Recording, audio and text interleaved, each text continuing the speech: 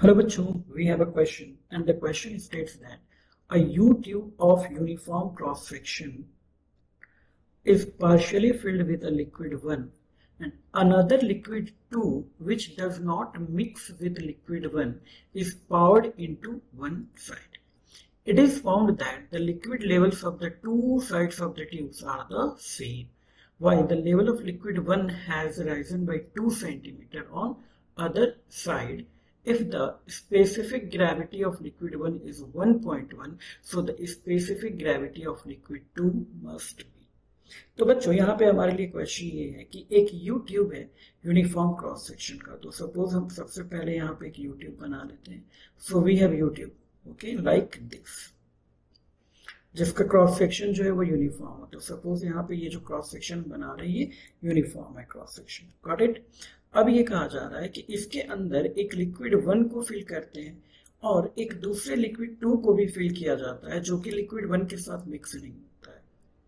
It is found that कि जब दोनों लिक्विड्स को हम एक साथ भर देते हैं तो दोनों की तरफ जो लेवल है वो सेम है। इट मीन्स दोनों लिक्विड को पावर करने के बाद जो लेवल है वो मान लो यहाँ से यहाँ तक सेम है, ये लेवल है। सपोज लिक्विड 1 को हम अलग कलर से डिनोट कर देते हैं ताकि आइडेंटिफाई करने में आसानी हो हमारे लिए। तो माना कि जो लिक्विड 1 है वो ये है, this is our liquid 1, okay, this is our liquid 1 blue coloured. And liquid 2 को जब हमने पावर किया तो सपोज वो डार्क ब्लू है और liquid 2 is this, okay, this is our liquid 2 and this is liquid 1। तो कुछ इस तरीके से हो जाता है, बट आफ्टर ऑल ये कहा गया है कि दोनों का ही लेवल जो है वो सेम है। इट मीन्स जितना लेवल ये है उतना ही लेवल ये लिक्विड का भी है, दोनों का लेवल सेम है। बट ये कहा जा रहा है कि जब लिक्विड 2 को हम पावर करते हैं तो लिक्विड 1 का जो राइज है वो 2 सेंटीमीटर हो जाता है दूसरी साइड में। इट मीन्स ये यहां से लेकर के यहां तक का जो राइज है वो कितना है, 2 सेंटीमीटर है। अगर कहा गया है कि लिक्विड 1 का स्पेसिफिक ग्रेविटी यानी रो 1 ऑफ लिक्विड जो है वो 1.1 है, तो हमें density of liquid 2 find out करना है क्या होगा। तो फर्स्ट ऑफ ऑल देखो यहाँ पे क्या बात हो रही है, दो लिक्विड को एक you tube uniform cross section में डाला गया है। तो अगर मैं यहाँ पे दो पॉइंट्स ले लेता हूँ, सपोज इसको मैं पॉइंट ए ले लेता हूँ और इसको मैं पॉइंट बी ले लेता हूँ और इसका, और क्योंकि दोनों का ही क्रॉस सेक्शनल एरिया सेम है यानी इसका अगर एरिया क्रॉस सेक्शनल ए मान लेता हूँ तो ये भी क्या हो जाएगा, ए हो जाएगा, राइट।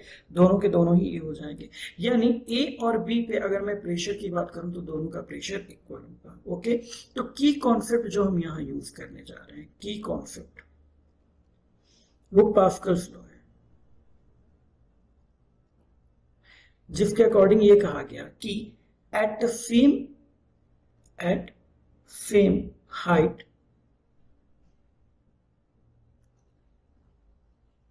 Pressure is same.